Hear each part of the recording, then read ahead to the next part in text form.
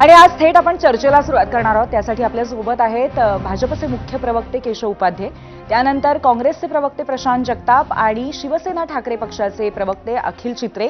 तुम्हा तिघांचंही मी स्वागत करते। खरं तर विषय खूप आहेत आणि कोणाहीपासून सुरुवात करता येऊ शकते, इतके प्रश्न सुद्धा आहेत, पण सुरुवात करूया केशव उपाध्ये यांच्यापासून।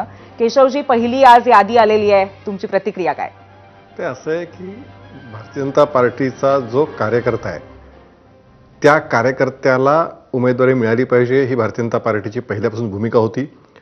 आणि तुम्ही सगळं बघितलं असेल, ज्या ठिकाणच्या महापालिकांच्या जाहीर होतात इन्क्लुडिंग मुंबई, तिथं सगळ्या ठिकाणी बहुतांशी भारतीय जनता पार्टीचा वॉर्डवरती बूथवरती काम करणारा जो कार्यकर्ता आहे त्याला उमेदवारी देण्याचा प्रयत्न आम्ही केला आहे।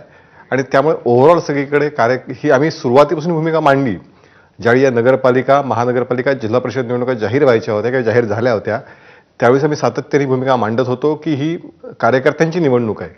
आणि स्वाभाविक आहे भारतीय जनता पार्टी आता प्रत्येक महापालिकेत सर्वाधिक जिंकू पाहणारा, जिंकू शकणारा असा भारतीय जनता पार्टी पक्ष आहे। आणि त्यामुळे भाजपाकडे आता कार्यकर्त्यांचा ओढा, कार्यकर्त्यांचा आग्रह हा जास्त आहे। त्यामुळे एका वॉर्डमध्ये अधिक कार्यकर्ते इच्छुक असणं हे भारतीय जनता पार्टीकडे इतर कुठल्याही राजकीय पक्षापेक्षा भारतीय जनता पार्टीकडे जास्त आहे।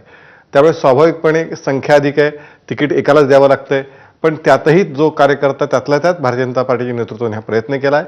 भारतीय जनता पार्टीच्या कार्यकर्त्यांना उमेदवारी मिळाली पाहिजे, बूथवरचा कार्यकर्ताच त्या ठिकाणी उभा राहायला पाहिजे, यासाठी भारतीय जनता पार्टी प्रयत्नशील आहे आणि तो प्रयत्न आम्ही करतोय। सगळ्या याद्या एकदा जाहीर झाल्या, उद्या संध्याकाळी सगळं चित्र स्पष्ट होईल।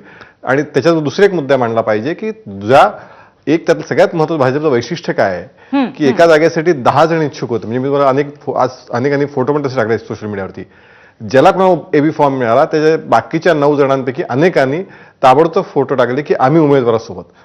हे जे भारतीय जनता पार्टीचं वैशिष्ट्य आहे ते पण आज या निमित्ताने दिसलं। बरोबर। त्यामुळे भारतीय जनता पार्टीचे आम्ही कार्यकर्ते तिकीट देतोय, निवडून येतील, पाहूया। बरोबर आहे, पण ते सगळं ठीक आहे आणि खरोखरच एक ज्याला म्हणतात ब्रदरहूड ते नक्कीच या निमित्ताने दिसून येत आहे। पण महायुतीमध्ये कुठे अडत आहे या सगळ्या याच्यामध्ये? अजूनही इतकं आस्ते कदम हळूहळू अशा पद्धतीने